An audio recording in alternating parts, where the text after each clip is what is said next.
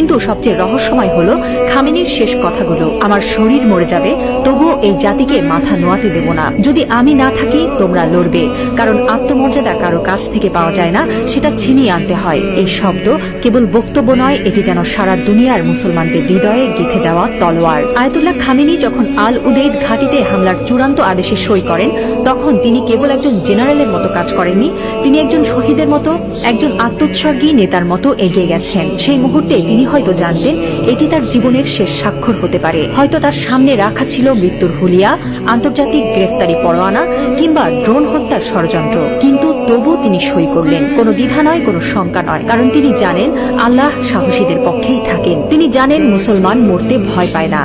যারা আল্লাহর পক্ষে থাকেন তারা জানে মৃত্যু মানেই পরাজয় নয়, বরং আত্মত্যাগী বিজয়ের শুরু। এই একজন মানুষ এখন আর কেবল ইরানের নেতা নন, তিনি হয়ে উঠছেন সারা বিশ্বের মুসলিম উম্মার প্রতীক। একজন বিশ্বাসী, একজন অটল মুজাহিদ, একজন সাহসী পিতার মতো তিনি বলছেন, আমি থাকি বা না থাকি তোমরা লড়বে। হ্যাঁ মুসলিম উম্মাহ, তোমরা মাথা নিচু করো না। লা ইলাহা ইল্লাল্লাহ, আল্লাহ ছাড়া আর কোনো ইলাহ নেই।